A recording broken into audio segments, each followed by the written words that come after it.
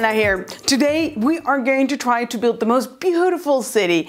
We need banks, we need parks, we need housing, and we definitely don't want trash on the street. So we are going to be trying to be the best mayor possible in Fortune City by Big Fun Games. I'm first of course going to show you how the game is going to work, and then I'm going to tell you if I had any fun being the mayor of my own little city. In Fortune City you are going to try to be the best mayor of them all by building the most beautiful little town. This you're going to try to achieve by building as many beautiful buildings into your town as possible. How are we going to do this? Every round is going to go in the same phases. And in the first phase you are going to be able to build buildings into your city by, of course, first buying them and you can also in the first phase try to get a VIP citizen, which you can place on any building. In this first round, like I said, you can build things. Building costs, you can see right here, so this building costs 2, and as soon as you build it you can flip it to the other side, and you're also going to get the meeple that is underneath it, and you're just going to put that also in your reserve. You can have unlimited number of peoples in your reserve, but you can only always have 2 buildings into your construction site. The second action that you're going to be able to do is going to build that building, which is going to cost the same amount of coins that you had to pay to buy it. So this one costs us 2, and now that we are going to build it, it is going to cost us 2 again. You're going to be putting them into your little city, and you always have to build above the construction site, and the first one has to be adjacent to your mayor house, and then after that you can just build adjacent to whatever you like, but you cannot build the same colored building next to each other. So this is a pink building, I cannot build another pink building next to it. As soon as you place the building in your little city, you are going to put the resource, which you can see in the bottom right corner right there, and you're going to put that onto that tile. You are going to continue building and buying buildings until mostly you run out of coins, or you're just like, nah, I want to save these coins for the next round, and then you're going to pause. If every player has paused, the action round is going to be over, and we're going to go to the next round, or the next phase, which is going to be placing your little citizens into your city. You are going to check if you have citizens that match built building in your city, and you're going to place it onto that building tile. As soon as you do this, you are going to be able to move along these tracks, which are going to give you certain bonuses. The pink track, which we are now going to continue on because we put a little pink person on a pink building, is going to give you extra coins in the income phase. And the further along you get along these tracks, the more coins you're going to generate. So those are going to be for the pink and orange type buildings or persons that you're going to place. And even if you get very, very far, you're going to get points for them. Then we have the blue one right here. The blue one is going to let you move your truck further along in your little city, which I'm going to explain later why that is very useful.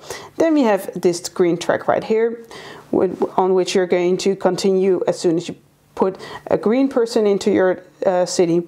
And this green track is just going to give you end game scoring bonuses and more points to score at the end of the game.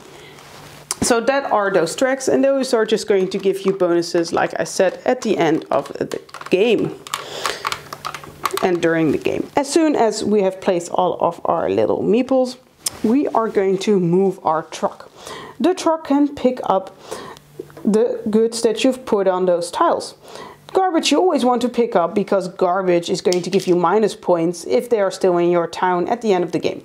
And as soon as your little truck moves into that tile, you're going to get rid of that truck, or get rid of the garbage.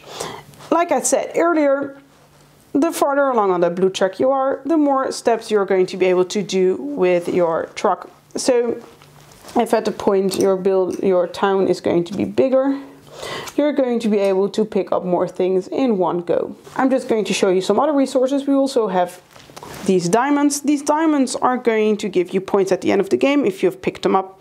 So if you go like this, you would be able to pick them up, and this is just going to give you an extra coin. And as soon as you pick them up, you're going to have an extra coin into your reserve. As soon as you put a building down, which is next to other buildings where the resources are gone, you're going to resupply those resources. So you want to do that next to a coin or a diamond, so you can get an extra one of those, but you don't want to do that next to your garbage, because then garbage is going to reappear and you have to pick it up again to not get those minus points. As soon as your truck has moved around, everyone's truck has moved around, we are going to go to the next phase, which is going to be the income phase. Everyone is going to get 4 coins, plus how far along they are on the pink and the orange track, which is going to give them bonus coins. As soon as everyone has gotten those, we are going to pass the first player token, which is this awesome little bunny, to the next player. And we are going to refill the market. You're always going to put down 3 plus the amount of players. And you're just going to put them down like this. And from now on, like you see at the beginning, in the first round, we're only going to have pink and orange buildings. But after that, we're going to have buildings of every type. And we're going to put 5 of those down. And then we're going to also get some random meeples, which you're going to get as soon as you buy that building. So as you can see, this is a blue building and it has a blue person underneath it. So this would be a pretty good match to buy. The more expensive a building is, the more likely it is that you're going to have a diamond underneath it or something better. And those more cheaper buildings are going to have garbage, but a cheaper building is going to be able to, you are going to be able to build more cheaper buildings, and you're going to be able to move along those tracks faster with those cheaper buildings. So it's a little bit of, am I going to invest in more sturdy city, which has more of those luxury buildings, or am I just going to build a quick and dirty city, which is going to give me more points at the end of the game because I got farther on those tracks. So that is something that you have to consider while playing the game. One special building that I've not talked about is the bank, which is right here. As soon as you've placed the bank, you are going to get a credit card, and you only can build 2 banks. In the income phase, you are then going to supply your bank with coins, or your credit card with coins, just like that. And in the next action phase, you're going to be able to buy new buildings with those coins. And the gold coin is extra special because with the gold coin, you can buy something and ignore its costs.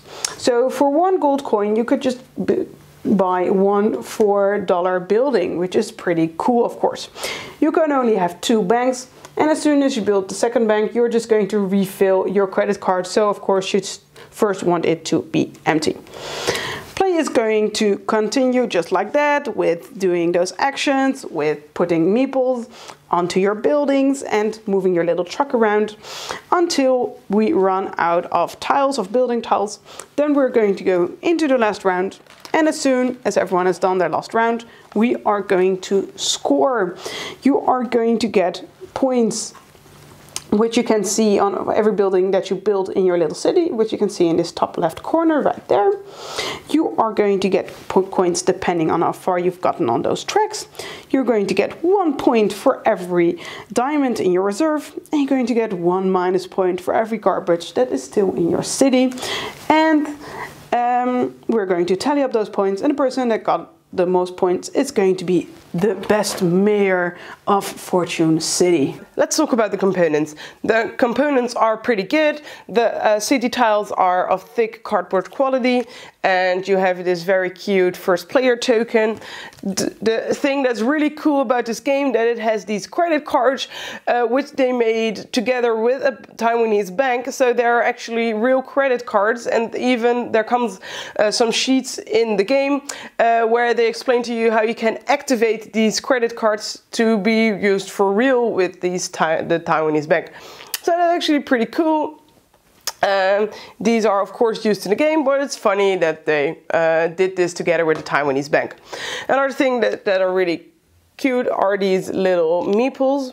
The only really downside I found to these are the fact that they chose like these pastel colors, which even in this camera and with the daylight you cannot really see the difference between the orange pastel and the pink pastel, and when the light is suboptimal it's really hard to distinguish between these two. So that's the one downside that I really have to the quality of the game components. So in this game it's really important to find a good balance between buying those cheap buildings so you can move faster along these progression tracks and get income and more income every round, and buying those more expensive buildings which are going to give you more points at the end of the game and are going to reward you with diamonds and not with trash, which the cheaper buildings are going to give you as a sort of a penalty for being able to move quicker along the progression tracks. It's important to find a balance, and that's all that this game is about.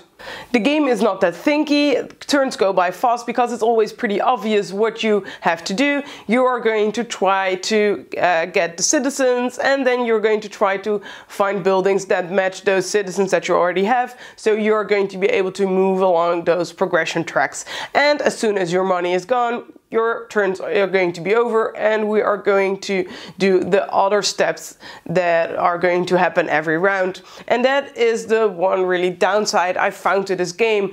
It can feel like a lot of upkeep because you have like 7 phases, and only the first phase is really a phase where you are going to make decisions about what you're going to do, and the other 6 are more of moving, checking if you have some matching citizens and buildings, so you can move along the progression track, checking how much income you're going to get. And the only other phase where you're really going to do stuff is the phase where you're going to move your truck, depending on how far on the progression track you are, how many steps you're going to do with that truck to pick up garbage and pick up diamonds, which are going to give you points at the end of the game. But those choices are also pretty obvious how you're going to move your truck. So the game can bog down because there are so many phases and so much upkeep, and that's just sad because the game furthermore plays pretty quickly and is pretty easy. So it's a shame that the game takes a lot longer because of these upkeep phases.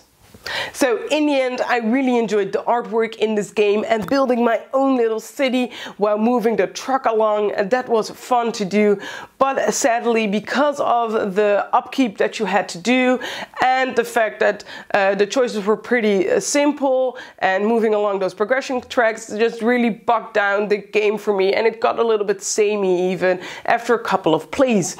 But if you like city buildings and if you want a game that is pretty simple and you can play with a lot of different people and an added bonus of cute little meeples, you should really try out Fortune City by Big Fun Games.